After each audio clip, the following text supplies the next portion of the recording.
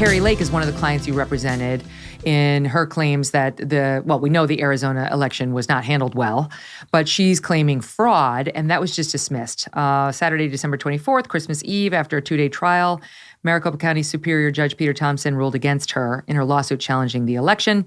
He had already dismissed 8 of the 10 counts listed in her lawsuit. Before trial, he allowed 2 to proceed, including that election officials purposely caused those ballot printer malfunctions and didn't follow the ballot chain of custody properly. In any event, he wanted her to prove the election fraud. He found that she did not do it by clear and convincing evidence of widespread misconduct. She says she's going to appeal, but you and I both know once it goes up, all you can appeal on is questions of law, not questions of fact like he found. And she's going to argue he found the wrong way on the facts, which doesn't get you anywhere in a court of appeals. So do you think it's done effectively? Well, let me say this. I was on the ground in the war room with all the Republican candidates in the Scottsdale area. It was Kari Lake, Blake Masters, Abe Hamadeh. They were all part of this joint effort. The RNC lawyers as well, who are my good friends, were there.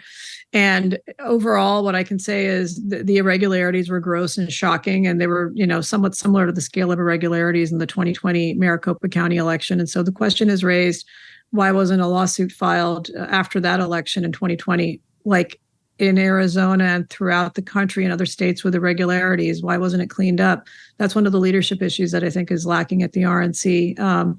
And secondly, what I've found in this process, and my firm is not playing a leading role in either of these cases, Hamadeh's or the other, but behind the scenes, we helped with gathering evidence and interviewing. I think we probably had 6 lawyers working around the clock to get declarations of evidence from hundreds of witnesses, over 100 witnesses in this case. And you can have the best facts, but Arizona law is basically stacked against a challenge. Like, for example, you file the challenge, several days are wasted on a motion to dismiss, which is frivolous, in my opinion, by the state or by the so-called winning candidate. And then you're left with as much as a few hours. In the case of Abe Hamadeh, 6 hours to count ballots. You cannot conduct a statewide challenge of a statutory recount in 6 hours or a few hours. It's ludicrous. And so I hope that the Arizona legislature changes these laws to, number one, never allow a Secretary of State to preside over her own election where she's part of the election. And secondly, you must have the ability for the confidence of the voters. And I'm not even talking about the candidates who I represent, but for voters to have confidence and then turn out to elections, they must be able to feel like there's a meaningful challenge. And what's interesting is that if you voted before Election Day, a campaign could meaningfully challenge an undervote, i.e., why are they saying that my candidate wasn't filled out on the ballot when right here there's a mark next to their name? But if they voted on Election Day, a different rule applies. It's impossible to contest an undercount, which is bizarre. So I do think that a appeal on the legal matter of inconsistencies in the law may very well be availing if that's the appeal that's brought. But, I'm just going to say, what a mess in Arizona. And Arizona is a necessary state for Republicans to win back the White House. So if I were the chair, I would be carpet bombing the place with lawsuits to make sure that this never happens again. This is a good point. Now that we see more and more, election lawsuits, people are kicking the tires a lot harder than they ever did in the wake of the Trump thing. What's the downside in having election laws and procedures for challenges revisited, and just make sure that it's set up such that any evidence that's available can be found and can be offered, and you can have legitimate, time to explore within reason? We understand it can't go on forever. It can't be like a normal litigation 3 years later. Necessarily it's never going to be perfect given what's at issue, right? Who's going to take the office when the post is vacated. I mean, there are these but we can do better. There are these fake requirements, like you can only have one team of 3 lawyers in a county. I mean, Maricopa County has more than 50% of the population of Arizona. That's absurd. And so what Democrats have done very effectively, going back to when they started big money raising and really reformed their election system in 2004 with George Soros's leadership, is they do litigation through a whole host of pseudo nonprofits and real nonprofits that are really just set up to do election litigation, and then some real nonprofits, NAACP and ACLU. They very heavily do that. So they've been doing it, and we have not answered them. until the last couple of years. And in the last couple of years, we're woefully underfunded compared to them.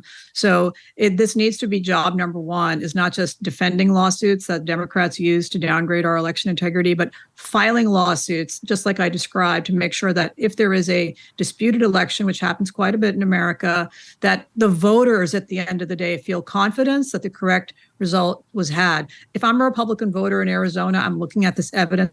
The evidence is real. The massive failures on election day were visible to everybody in Maricopa County. And I'm saying, why should I bother to vote? Because there's no justice. You're right there's about no real hearing about this.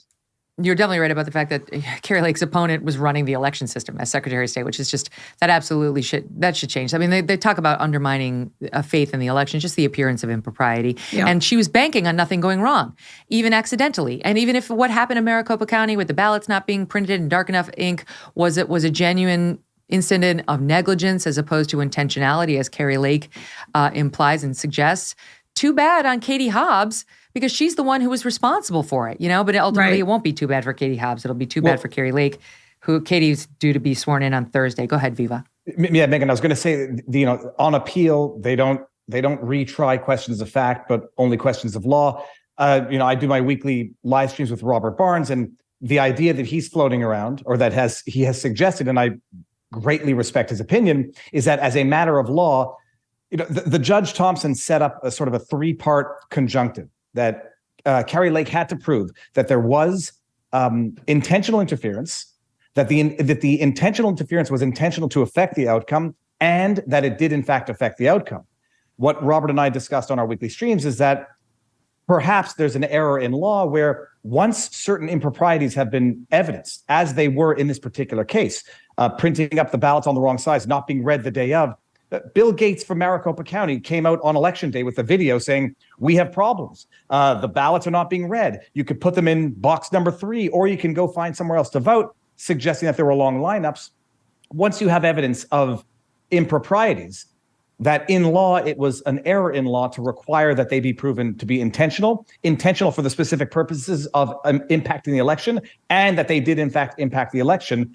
So you'll see on the appeal, I'm not optimistic any more than I was optimistic about the challenge itself, but the evidence that was adduced for the world to see, when you have the recorder himself saying, or I forget which witness it was for Maricopa County, saying there were 2-hour lineups, it was a mess, it was chaos, and people are just supposed to say, okay, fine, but it wasn't intentional chaos, so we're incompetent, but we're not intentionally incompetent. And coming from two political players, Richer and Bill Gates, who in fact, from my understanding, funded anti-MAGA candidate PACs.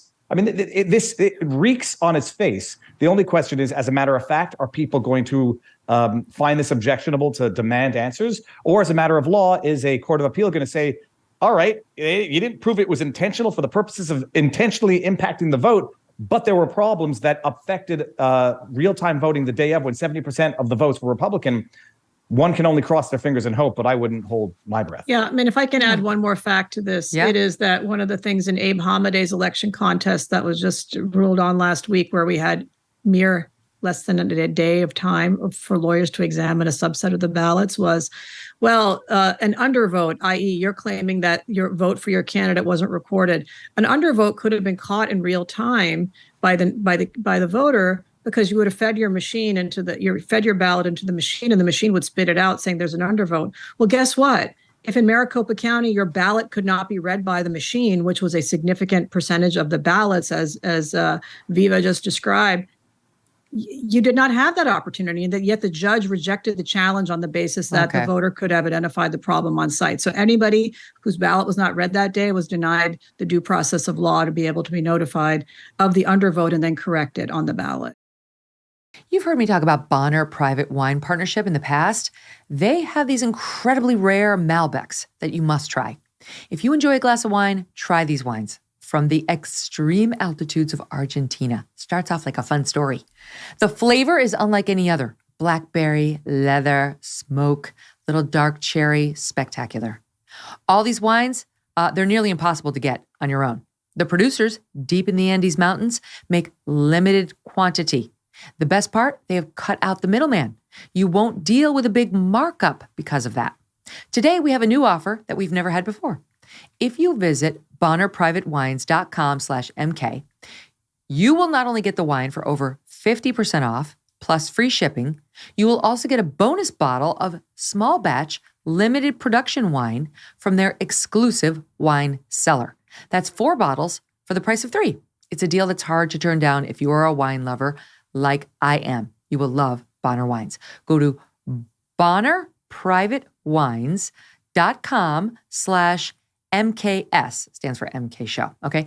Bonner, BONNER, privatewines.com/MKS to claim your bonus bottle and become a part of America's most unique wine club. Hey, thanks so much for watching. If you like what you just saw, hit the subscribe button for more clips and full episodes.